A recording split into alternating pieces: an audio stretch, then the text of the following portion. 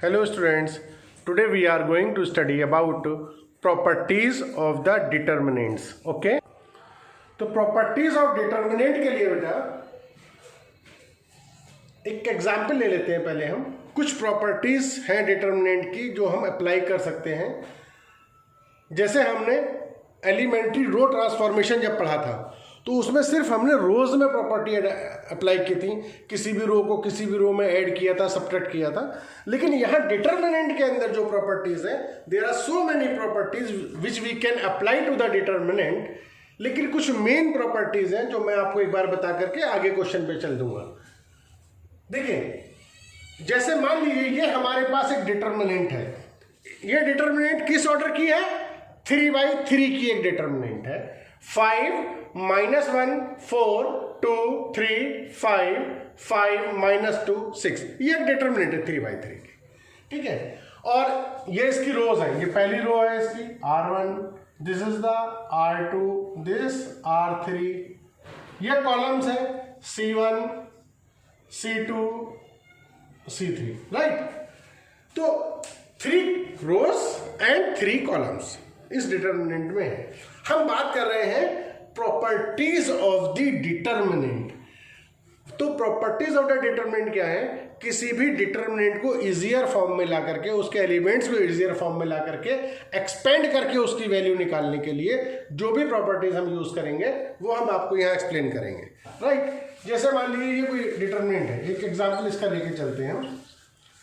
Suppose ये determinant है। अगर मैं इस डिटर्मिनेंट की डायरेक्ट वैल्यू निकाल लूँ, कुछ ना कुछ आएगी। जैसे हम फर्स्ट रो से ओपन करके इसकी वैल्यू निकालते हैं तो वैसे इस डिटर्मिनेंट की कोई ना कोई वैल्यू आएगी। सपोज इसकी वैल्यू मान लीजिए फॉर एग्जाम्पल -51 आ जाती है, राइट। -51 या +51 या 50 +50 जो भी है, इसकी कोई ना कोई वैल्यू आती है। सपोज आपने इस डिटर्मिनेंट को ओपन किया और इसकी वैल्यू मान लीजिए 51 आ गई, ठीक है नहीं। तो प्रॉपर्टीज से मैं आपको देखो चीज करके दिखाऊंगा कि अगर मान लीजिए इस डिटर्मिनेंट को ओपन करके वैल्यू 51 50 100 कुछ आ रही है। ओपन करके मतलब फर्स्ट रो से या सेकंड रो से थर्ड रो से, जनरली हम फर्स्ट रो से ओपन करते हैं। तो मान लीजिए मैं इसमें कोई प्रॉपर्टी लगा दूं, मैं एक प्रॉपर्टी इसमें लगा दूं R1 changes to R1 + R2। मान लीजिए मैंने इसमें प्रॉपर्टी लगाई R1 reduces to R1 + R2। R1 को हमने R1 + R2 में चेंज कर दिया। मान लीजिए, ऐसा नहीं है कि हमें हर क्वेश्चन में जो भी हमारे पास क्वेश्चन आएंगे प्रॉपर्टीज और डिटर्मिनेंट के, ये प्रॉपर्टी लगानी होगी, ऐसा नहीं। लेकिन मान लो अगर हम लगाते हैं, क्योंकि वहां हम कोई भी प्रॉपर्टी लगा सकते हैं। तो अगर मान लीजिए मैंने R1 को चेंज किया R1 + R2 में, मीन्स इस फर्स्ट रो में ये सेकेंड रो ऐड करनी है।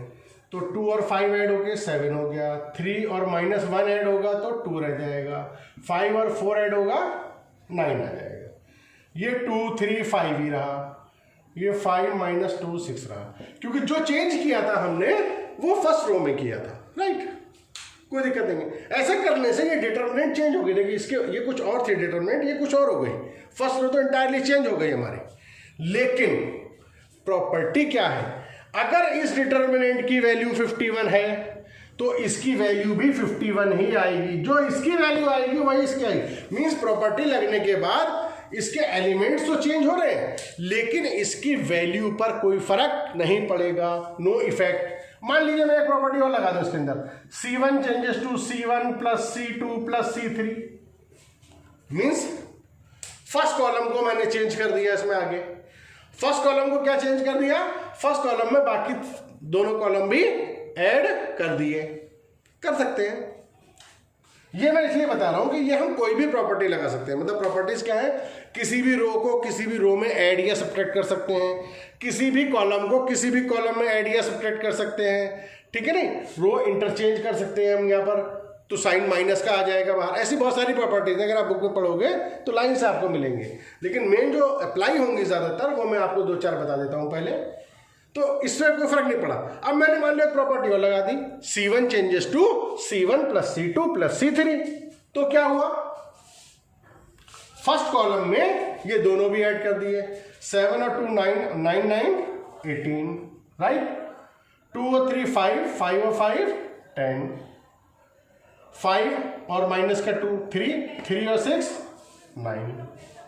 फर्स्ट कॉलम हमने चेंज कर दिया, सेकेंड और थर्ड कॉलम ऐसे ही कॉपी हो जाएंगे। 2 3 -2 9 5 6।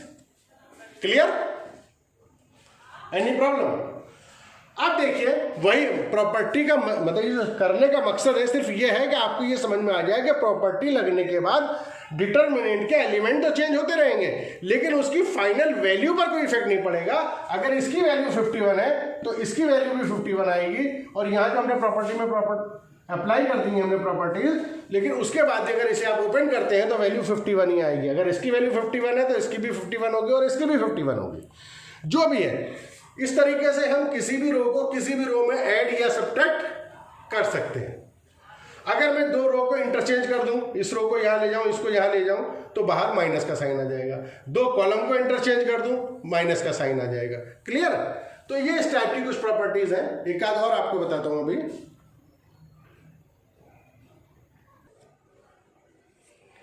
जैसे एक डिटरमिनेंट ये हमारे पास 6 8 3 0 0 0 3 7 5। अगर किसी भी डिटरमिनेंट के कोई भी एक रो, एटलीस्ट एक रो या कोई भी एक कॉलम के सभी एलिमेंट्स अगर जीरो हैं, जैसे यहां पर देखिए सेकंड रो के तीनों एलिमेंट्स जीरो हैं, या फर्स्ट रो के हो जाते या थर्ड रो के हो जाते, या फर्स्ट कॉलम सेकंड कॉलम या थर्ड कॉलम के, किसी भी एक रो या किसी भी एक कॉलम के अगर सभी एलिमेंट्स जीरो हैं, ऑल द 3 एलिमेंट्स, देन हमें इसे ओपन करने की जरूरत नहीं है। No need to open it, direct value of this determinant will be 0। अगर आप इसे ओपन करके देखोगे तब भी वैल्यू 0 आएगी, लेकिन by the property you can write the value of this determinant is 0, right? अगर हम इसको ओपन करके वैल्यू निकालेंगे तब भी इसकी वैल्यू 0 आएगी, और अगर हम प्रॉपर्टी से लिखेंगे तो हम डायरेक्टली लिख सकते हैं कि इसकी जो वैल्यू होगी वो कितनी होगी, 0। अगर किसी भी डिटरमिनेंट का एक रो या एक कॉलम 0 है। क्लियर? दो है तो 0 हो गई, तीनों है तब भी 0 होना ही होना है, लेकिन कम से कम अगर कोई भी एक एलिमेंट, एक रो जिसके तीनों एलिमेंट 0 हो, या किसी भी एक कॉलम के तीनों एलिमेंट 0 है, तो directly we can write the value of that determinant is 0। या मान लीजिए कोई एक एग्जाम्पल और लेते हैं, सपोज ऐसे 2 3 7 5 8 3 2 3 7। अब देखिए इसमें दो रो आइडेंटिकल है, दो रो आइडेंटिकल है। अगर आप इसको ओपन करेंगे तब भी कोई ना कोई आंसर निकालेंगे। तो अगर दो रो आइडेंटिकल आ जाती हैं तब उसकी वैल्यू कितनी होगी, डायरेक्टली 0। ठीक है? अगर दो रो या दो कॉलम आइडेंटिकल है, जैसे यहां पर देखिए फर्स्ट रो क्या है 2 3 7, थर्ड रो भी 2 3 7, दो रो सेम है, तो अगर आप इसकी वैल्यू ओपन करके निकालोगे तब भी इसकी वैल्यू कितनी आएगी, 0। और अगर आप इसको डायरेक्ट लिखना चाहो तो बाय द प्रॉपर्टी इसकी वैल्यू क्या होगी, 0। मीन्स कहने का क्या है कि अगर किसी भी डिटरमिनेंट की दो रो आइडेंटिकल हो, मीन्स सेम हो, या दो कॉलम आइडेंटिकल हो कोई से भी, तो उसकी डायरेक्ट वैल्यू 0 होगी, कंफर्म। अच्छा, एक से हो बिल्कुल, जैसे यहां पर 2 3 7 है, यहां भी 2 3 7 है। अच्छा, अगर ये रेशियो में होंगे, प्रोपोर्शनल होंगे, तब भी इसकी वैल्यू 0 होगी। जैसे मान लीजिए अगर इस तरीके से होता, पहली रो मान लीजिए 2 3 7 है, ये 5 8 3 है मान लीजिए, सपोज ये हो जाता हमारे पास में 4 6 14।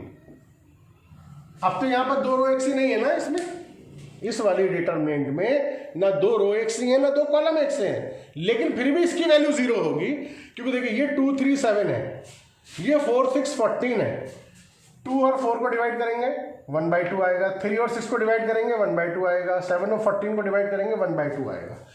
अगर कोई सी भी दो रो या दो कॉलम का रेशियो सेम आ जाए, जैसे 2/4 1/2, 3/6 1/2, 7/14 1/2, सेम आ जाए रेशियो, चाहे 1/2 आ जाए, 1/3 आए, 2/3 आए, सेम रेशियो आ जाए कोई सी भी दो रो या दो कॉलम का, तब भी उसकी हम डायरेक्ट वैल्यू 0 लिख सकते हैं।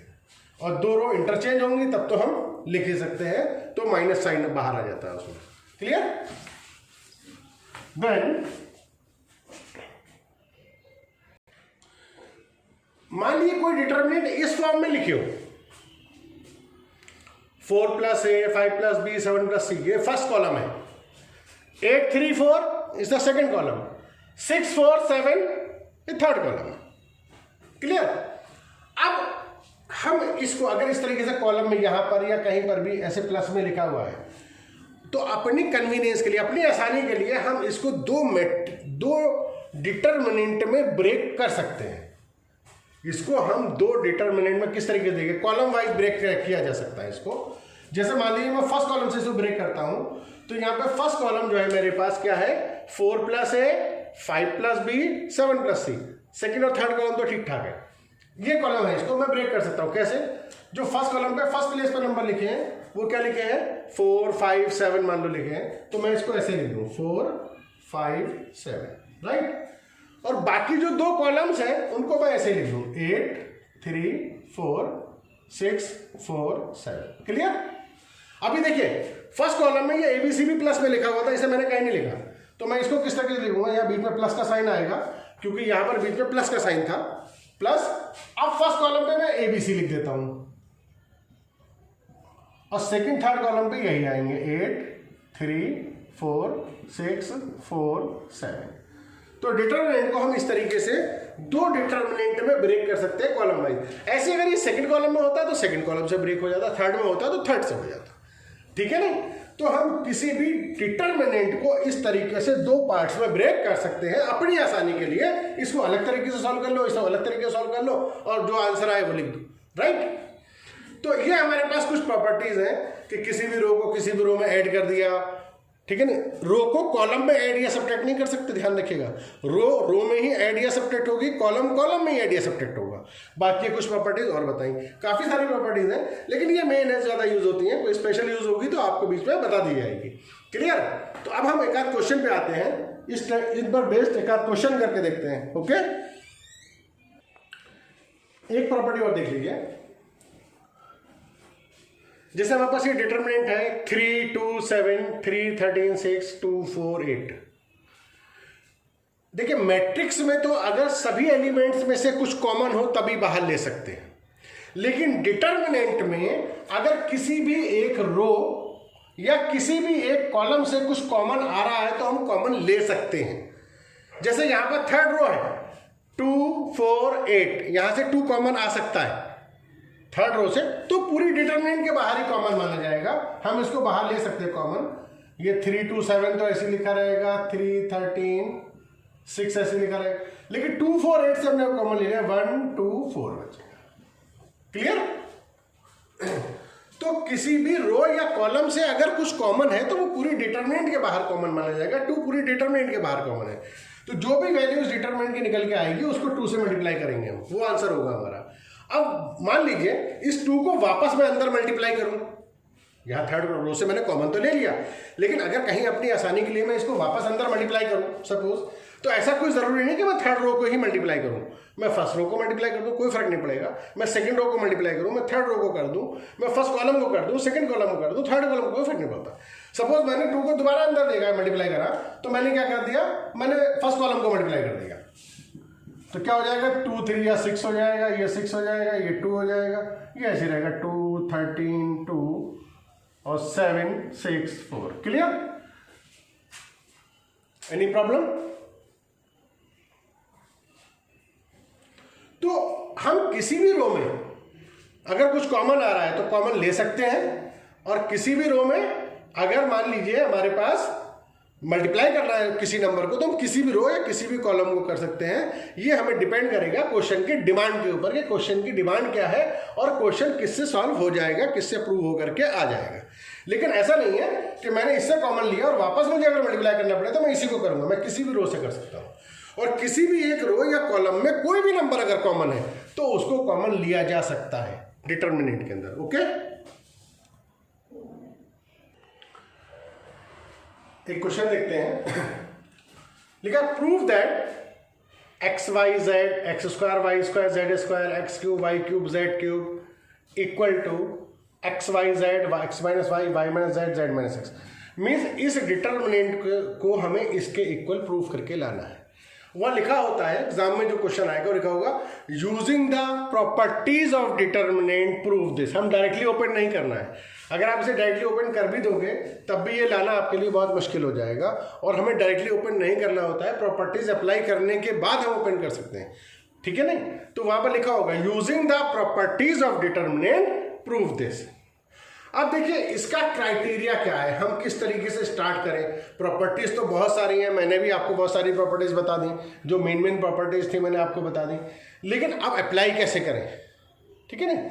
हम कौन सी प्रॉपर्टी लगा दें, किस कॉलम को किस में ऐड कर दें, किस रो को किस में ऐड करें, ये समझ में नहीं आता। अक्सर बच्चा इसमें कंफ्यूज रहता है। तो कोई सेट क्राइटेरिया तो बेटा नहीं है इसका, लेकिन मैं आपको एक पहचान बताऊं। एक तो सबसे पहली चीज हमें ये देखना होता है, वही जो कॉमन वाली बात, किसी रो में कुछ कॉमन है, किसी कॉलम में कुछ कॉमन है। तो अगर कुछ कॉमन है तो पहले कॉमन ले लीजिए। तो यहां देखते हैं कुछ कॉमन है। हाँ, फर्स्ट कॉलम में देखिए यहाँ पर x है, यहाँ x स्क्वायर है, यहाँ x क्यूब है, ये कॉमन x आ जाएगा यहाँ से। सेकंड कॉलम में y कॉमन आ रहा है, थर्ड कॉलम में z कॉमन आ रहा है, राइट। तो सबसे पहले अगर कुछ कॉमन है, जनरली हर क्वेश्चन में ऐसा नहीं होगा, लेकिन अगर कहीं पर कोई क्वेश्चन ऐसा आता है किसी रो या किसी कॉलम में कोई कॉमन है, तो पहले कॉमन ले लीजिए। तो आप क्या करेंगे, सबसे पहले लिखेंगे लेफ्ट हैंड साइड, इसे कॉपी कर लेंगे दोबारा से, और फिर इसको आप कॉमन ले लेंगे। फर्स्ट रो से, फर्स्ट कॉलम से आपने कॉमन लिया x, सेकेंड से y, थर्ड कॉलम से z। अब देखिए फर्स्ट कॉलम से हमारे पास x कॉमन चला गया, तो यहाँ बचा 1x स्क्वायर, यहाँ बचा 1y square, 1z square, right. ये लेफ्ट हैंड साइड हमारे पास चल रहा था, और हमने तीनों से x y z कॉमन ले लिया। अब देखिए जो हमें प्रूफ करके लाना है उस पर भी नजर रखनी है। हमें प्रूफ करके लाना है x y z, और ये तीन ब्रैकेट्स भी लानी है साथ में। तो x y z तो कॉमन लेते ही आ गया, हमारा बाहर आ गया कॉमन, कोई दिक्कत नहीं है। अब हमारे पास ये तीन ब्रैकेट्स बनानी है, x माइनस वाई भी बनाना है, y माइनस जेड भी, z माइनस एक्स भी। तो हमारे पास कोई सेट क्राइटेरिया नहीं है, मैंने आपको बताया था। लेकिन अब जब हम आगे सॉल्व करते हैं, और आगे के और क्वेश्चंस में भी सॉल्व करेंगे, हमारी जो कोशिश रहती है, मतलब वैसे तो कोई क्राइटेरिया नहीं है, लेकिन हमारी जो कोशिश रहती है वो ये रहती है कि जो ये टर्म हमने लानी है, हमें एक तो x माइनस वाई लाना है, हमें y माइनस जेड लाना है, हमें z माइनस एक्स लाना है। सब एक साथ नहीं आ सकती, और हो सकता है आ भी जाए, लेकिन जनरली ऐसा नहीं कि तीनों ब्रैकेट एक साथ आ जाए। तो हम क्या करते हैं, एक तो ये कोशिश रहती है कि किसी भी एक रो में या किसी भी एक कॉलम में या तो x माइनस वाई की टर्म बन जाए, या y माइनस जेड बन जाए, या z माइनस एक्स बन जाए, ठीक है नहीं। एक तो ये क्राइटेरिया रहता है कि जो हमें प्रूफ करके लाना है वो टर्म किसी भी एक कॉलम या किसी भी रो में क्रिएट हो जाए, ताकि हम उसे कॉमन ले सकें। दूसरा जो हमारा मोटिव रहता है इन क्वेश्चंस को सॉल्व करने में, यहां पर जो हम प्रॉपर्टी इस तरीके से लगाते हैं कि ज्यादा से ज्यादा जीरो क्रिएट हो जाए इन एलिमेंट्स की जगह पर। यहां पर ज्यादा से ज्यादा टर्म्स में 2 या 3 जीरो अगर क्रिएट हो जाएंगे तो हमारे लिए इसे ओपन करना आसान हो जाएगा। तो देखिए जीरो क्रिएट हो सकते हैं, अगर इस 1 में से इस 1 को माइनस कर दे जीरो आ जाएगा, इस 1 में से इस 1 को माइनस कर दे जीरो आ जाएगा। तो हमारी कोशिश क्या रहती है, एक तो कि किसी तरीके से जीरो क्रिएट हो जाए और कोई टर्म बन जाए। तो जीरो क्रिएट हो रहा है तो पहले जीरो क्रिएट कर लेते हैं। यहां प्रॉपर्टी हम लगाते हैं, देखिए इसमें से इसको माइनस करना है, इस 1 में से इस 1 को माइनस करना है। तो ये एक्स वाई जेड तो आप ऐसे कॉपी कर लेंगे, कोई दिक्कत नहीं है। यहां प्रॉपर्टी आप लगाएंगे C1 changes to C1 minus C2। C1 को हमने चेंज किया काय में, C1 में से C2 को माइनस करेंगे। 1 में से 1 जाएगा तो क्या आ जाएगा हमारे पास 0। x में से y जाएगा तो क्या आ जाएगा x माइनस वाई, और x square minus Y square, right. जब हमने प्रॉपर्टी लगाई तो हमारे पास ये आ गया 0, ये आया x माइनस वाई, थोड़ा बड़ा लिख देते हैं, और x square minus Y square, ठीक है। एक्स वाई जेड जो बाहर ये कॉमन चल रहा है तो चलता रहेगा, कोई दिक्कत नहीं है। हमने पहली प्रॉपर्टी क्या अप्लाई करी यहां पर, C1 changes to C1 minus C2। तो 1 में से 1 माइनस किया 0 आ गया। x में से y माइनस किया, x माइनस वाई आ गया। एक्स स्क्वायर से वाई स्क्वायर माइनस किया तो X square minus Y square आ गया हमारे पास। क्लियर, देखो जीरो आ गया हमारे पास और x माइनस वाई की टर्म भी क्रिएट हो गई। तो हमारी कोशिश क्या रहती है, इनमें से कोई टर्म क्रिएट हो और जीरो बने ज्यादा से ज्यादा। एक प्रॉपर्टी और लगा दें यहाँ पर, हाथ क्या था, हम लगा दें C2 changes to C2 minus C3। Two properties at a time हम अप्लाई कर सकते हैं। दो प्रॉपर्टी डिफरेंट कॉलम में या डिफरेंट रो में हम अप्लाई कर सकते हैं। अब मैंने प्रॉपर्टी लगाई C2 changes to C2 minus C3। C2 को हमने चेंज किया C2 माइनस C3 में, तो 1 में से 1 माइनस होगा, कितना आ जाएगा यहाँ पर, 0। और y में से z को माइनस करेंगे तो कितना आएगा, y माइनस z। और y स्क्वायर में से z स्क्वायर माइनस होगा तो कितना आ जाएगा, y square minus z square. और ये ऐसे कॉपी हो जाएगा 1z स्क्वायर, राइट।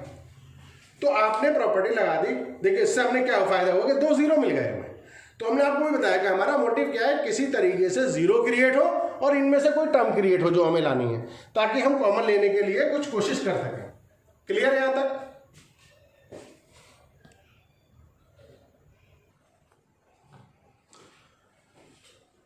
तो देखिए यहां तक ये डिटरमिनेंट आपके पास आ गई।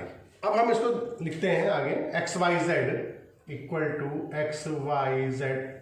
ये जो बाहर कॉमन आ गया तो ऐसे लिखा रहने दीजिए। क्लियर, ये जो बाहर कॉमन आ गया इसको तो आप ऐसे ही लिखा रहने दीजिए। अच्छा, अब फर्स्ट कॉलम को देखिए, 0 ऐसे कॉपी कर लीजिए, x माइनस वाई को ऐसे ही कॉपी कर लीजिए, राइट।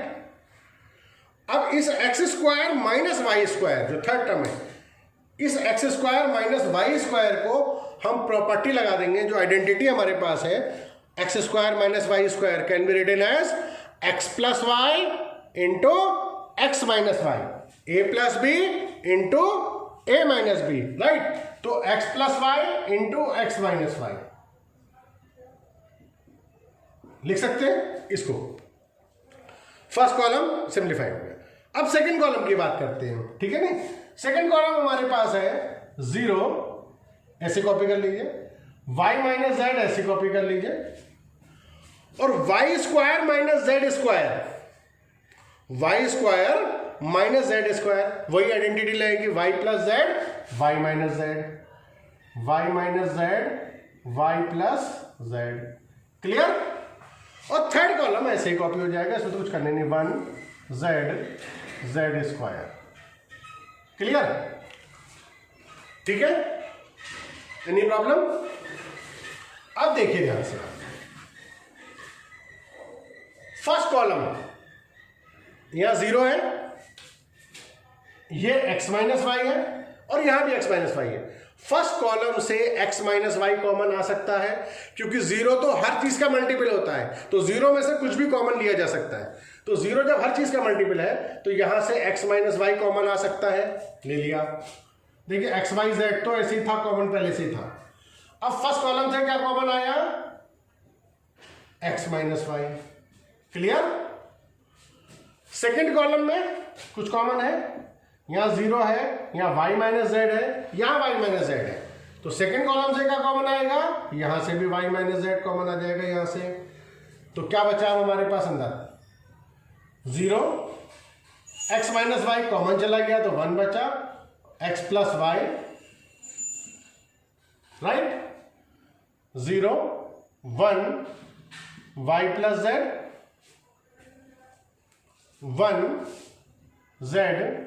Z square, right. देखिए हमें जो प्रूफ करके लाना है वही लिखा हुआ है सामने। हमें एक्स वाई जेड लाना है, आ गया। हमें एक्स माइनस वाई लाना था, आ गया। हमें वाई माइनस जेड लाना था, आ गया। अब जेड माइनस एक्स और लाना है। अगर यहीं पर कुछ टर्म बन सके तो अच्छी बात है, नहीं तो यहाँ 2 0 बन चुके हैं, हम ओपन भी कर सकते हैं, लेकिन अभी हम इसे और सिंप्लीफाई कर सकते हैं।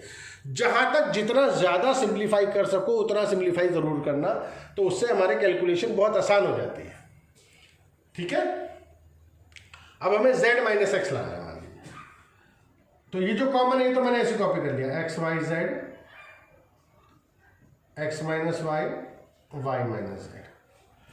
अब मैंने यहां पर एक प्रॉपर्टी लगा दी। देखिए मेरे मोटिव क्या रहता है हमेशा, कि इनमें से कोई टर्म क्रिएट हो जाए और 0 क्रिएट हो जाए, जितने ज़्यादा जीरो क्रिएट होंगे उतना ही आसानी हो जाएगी। अब देखिए, अगर इस 1 में से इस 1 को माइनस करूं तो जीरो क्रिएट हो रहा है। फिर मैंने प्रॉपर्टी लगा दी, C1 changes to C1 minus C2। C1 में से C2 को माइनस कर दिया, तो यहाँ पर क्या आ जाएगा हमारे पास, 0 से 0 गया, 0 आ गया। 1 में से 1 गया, 0 आ गया। अब x प्लस वाई में से y प्लस जेड माइनस होगा, जब हो गया माइनस करके दिखाता हूँ आपको मैं। x प्लस वाई में से आपको क्या माइनस करना है, y प्लस जेड। तो क्या बचेगा, हम ओपन करते हैं, x plus y minus y minus z, y से y कैंसिल हो जाएगा, हमारे पास बचेगा x माइनस जेड।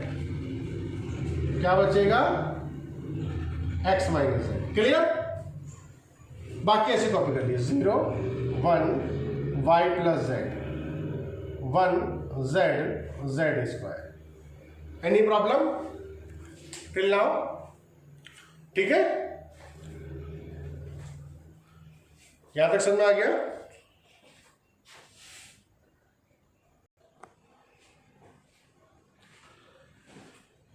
अब देखिए, जो यहां पर कॉमन था इसको तो मैं ऐसे लिख लेता हूं बाहर, जो भी था एक्स वाई जेड था, x minus Y, Y minus z, right. अब इस डिटरमिनेंट को हम दोबारा लिखते हैं। देखिए, इसे 0 को ऐसे कॉपी कर लिया, ये 0 ऐसे कॉपी हो गया। अच्छा, ये टर्म है x माइनस जेड, और यहां पर मुझे चाहिए z माइनस एक्स। देखिए, प्रूफ करके जो लाना है वो सब टर्म्स आ चुकी हैं, एक्स वाई जेड भी आ चुका है, एक्स माइनस वाई भी आ चुका है, वाई माइनस जेड भी आ चुका है। ये टर्म z माइनस एक्स और चाहिए, अभी यहां नहीं आई है कॉमन। अच्छा, यहां पर इस कॉलम से यहाँ 0 है, यहाँ 0 है, यहाँ x माइनस जेड है, ये कॉमन आ सकता है। मैं कॉमन लेने के बाद भी इसे चेंज कर सकता हूं, लेकिन पहले ही कर लेते हैं तो ज्यादा फायदा है। यहां देखिए x माइनस जेड है और हमें लाना है प्रूफ करके z माइनस एक्स। तो मैं क्या करूं, इसमें से माइनस कॉमन लिख करके लेकर के ब्रैकेट में ऐसे लिख दूं, इसको मैं z माइनस एक्स ऐसे लिख सकता हूं, नहीं बाहर माइनस लिख दिया, z माइनस एक्स बना दिया, ताकि डायरेक्ट ऐसे ही बाहर चला जाएगा। अब ये 0 1 और y plus Z, right, 1 z Z square. Clear? Any problem? अब देखिए, कुछ कॉमन है। फर्स्ट कॉलम में यहाँ 0 है, यहाँ 0 है, यहाँ पर क्या है, z माइनस एक्स। तो फर्स्ट कॉलम से z माइनस एक्स कॉमन आ सकता है। तो देखिए, ये तीनों X Y Z, x minus Y, Y minus Z आ चुका है ऑलरेडी। अब बचता क्या है, z माइनस एक्स, वो भी आ गया। चलिए ले लेते हैं कॉमन। तो यहाँ बचा हमारे पास X Y Z, x minus Y, Y minus Z, और z माइनस एक्स भी हमने कॉमन ले लिया। अब इसको मिटा देते हैं। अब देखिए, यहां पर क्या बचा, ये बचा 0, ये 0, ये -1, 0 1 y plus z, 1 z square. जो लाना था वो आ गया, लेकिन ये साथ में डिटरमिनेंट बच रही है। हमने आपसे क्या बताया था कि हमारी कोशिश क्या रहती है कि ज्यादा से ज्यादा अंदर 0 क्रिएट हो जाए और जो टर्म हमें प्रूफ करके लानी है वो आ जाए किसी तरीके से। क्लियर? तो हम क्या करते हैं, अब हमारे पास ये प्रूफ हो क्या आ गया, जो टर्म लानी थी वो सब आ गई। अब इसे ओपन कर दीजिए, ठीक है। तो इसे तो मैंने ऐसे लिख दिया, x Y Z, x minus Y, Y minus z, z minus x. इसको हम ओपन कर देते हैं। फर्स्ट रो के कॉरस्पॉन्डिंग ओपन कर दीजिए। इस 0 के कॉरस्पॉन्डिंग ओपन करेंगे तो 0 ही आना है, इस 0 के कॉरस्पॉन्डिंग ओपन करेंगे 0 ही आना है, इस 1 के कॉरस्पॉन्डिंग ओपन करेंगे बस। इसका मतलब क्या हुआ कि ना तो इस 0 के कॉरस्पॉन्डिंग ओपन करोगे 0 ही आएगा, इस 0 के कॉरस्पॉन्डिंग ओपन करोगे 0 ही आएगा, 1 के कॉरस्पॉन्डिंग करके कुछ ना कुछ आएगा। तो सिर्फ हम 1 के कॉरस्पॉन्डिंग ही ओपन करके दिखा देते हैं। 1 के कॉरस्पॉन्डिंग जहाँ ओपन करोगे तो ये 1 के साथ वाली रो नहीं आएगी और ये कॉलम नहीं आएगा। तो 1 के साथ y प्लस जेड की मल्टीप्लाई 0 से होगी, 0 माइनस 1 की 1 से होगी तो +1। तो देखिए 1 इंटू 1 कितना आ गया, ये 1 आ गया। 1 की जब इस पूरे से मल्टीप्लाई होगी तो ये बचेगा x Y Z, x minus Y, Y minus Z और जेड माइनस एक्स, RHS आ गया। क्लियर? तो प्रॉपर्टी हमें बहुत देखभाल के लगानी होंगी, थोड़े से कंफ्यूजिंग क्वेश्चन होते हैं ये, लेकिन अगर ध्यान से करोगे तो ज्यादा प्रॉब्लम नहीं आएगी। We are taking another example, a square plus 1 a square, b square plus 1 B square plus 1 B square, C square plus 1 equal to 1 plus A square plus B square plus C square. Using the properties of determinant, we have to prove this determinant is equal to this, right? तो वही चीज हमें क्या करना है, कौन सी property apply करें, किस तरीके से अप्लाई करें, हमें लेफ्ट हैंड साइड लेके चलना है, राइट हैंड साइड को प्रूव करके लाना है. तो कौन सी प्रॉपर्टी अप्लाई करते हैं, तो आपको बताया, देखिए तरीका वही है कि एक तो ये कि या तो किसी तरीके से अंदर कुछ जीरोस क्रिएट हो जाए, और एक जो हमें ये टर्म, या तो एक ही टर्म लानी है, कोई बहुत सारी ब्रैकेट्स नहीं है, या एक ही टर्म है 1 प्लस ए square plus B square plus सी स्क्वायर. ये कोई 4 टर्म्स नहीं है, ये पूरी एक टर्म है 1 प्लस ए square plus B square plus सी स्क्वायर. इसका मतलब ये हुआ कि ये पूरी टर्म क्रिएट होनी चाहिए, ये पूरी टर्म क्रिएट होनी चाहिए किसी भी एक रो या किसी भी एक कॉलम में, तभी आप उसे कॉमन ले सकते हो, राइट? तो या तो ये टर्म क्रिएट हो या कुछ जीरो क्रिएट हो, बस यही हमारे पास मोटिव है कि यहां पर जो भी ब्रैकेट्स, जो भी टर्म्स हमें प्रूफ करके लानी होती हैं वो किसी रो या किसी कॉलम में क्रिएट हो जाए ताकि हम कॉमन ले सकें, या फिर कुछ जीरोस क्रिएट हो जाए ताकि हमारी डिटरमिनेंट आसान हो सके, इजी हो सके, राइट? ये दो तरीके. तो जीरो बनते हुए तो यहां नहीं दिख रहे कि हम किसी में से किसी को माइनस कर दें, जीरो ऐसा आसानी से बन जाए, बन रहे वैसे, लेकिन पहले हम कोशिश करते हैं कि ये टर्म ही बन जाए तो अच्छा है, तो ज्यादा अच्छा होगा. तो देखिए ये ए स्क्वायर प्लस 1 है और हमें लाना है 1 प्लस ए square plus B square plus सी स्क्वायर. तो 1 प्लस ए स्क्वायर तो हमारे पास है, अगर ये बी स्क्वायर और सी स्क्वायर भी इसमें ऐड हो जाए, ये बी स्क्वायर भी इसमें ऐड हो जाए, ये सी स्क्वायर भी इसमें ऐड हो जाए, तो ये पूरी टर्म बन जाएगी. तो वही हम करते हैं, हमने लेफ्ट हैंड साइड लिखेंगे पहले और फिर प्रॉपर्टी लगाते थे, C1 changes to C1 plus C2 plus C3. First column में ये दोनों कॉलम भी हमने ऐड कर दिए. क्यों कर दिए? क्योंकि उससे ये टर्म क्रिएट हो रही है. देख लीजिए, जब आप ए स्क्वायर प्लस 1 में बी स्क्वायर और सी स्क्वायर और ऐड कर दोगे तो ये बनेगा A square plus 1 plus B square plus C square. तो सही करके हम इसको ऐसे लिख देंगे 1 प्लस ए square plus B square plus सी स्क्वायर. फर्स्ट कॉलम ये बनेगा. ऐसे इसमें जब ये तीनों ऐड होंगे आपस में तो ये भी यही बन जाएगा 1 प्लस ए square plus B square plus सी स्क्वायर. जब ये तीनों ऐड होंगे तो ये भी यही बन जाएगा 1 प्लस ए square plus B square plus सी स्क्वायर. ये फर्स्ट कॉलम बन गया क्योंकि हमने फर्स्ट कॉलम को चेंज किया है. सेकेंड और थर्ड कॉलम ऐसे ही कॉपी हो जाएंगे, B square plus 1 B square सी स्क्वायर सी स्क्वायर प्लस 1. क्लियर? अब देखिए फर्स्ट कॉलम में ये टर्म पूरी क्रिएट हो गई जो लानी थी. 1 प्लस ए square plus B square plus सी स्क्वायर क्रिएट हो गया. इसे कॉमन ले लीजिए, फर्स्ट कॉलम से मैं ले लिया कॉमन. 1 प्लस ए square plus B square plus सी स्क्वायर, राइट?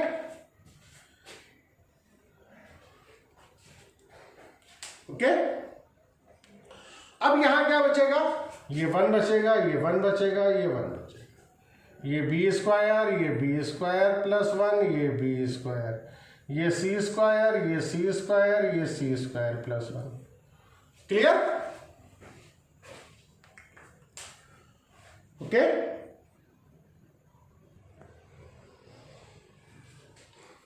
हमने इसको एज इट इज कॉपी कर लिया यहां पर, ठीक है नहीं?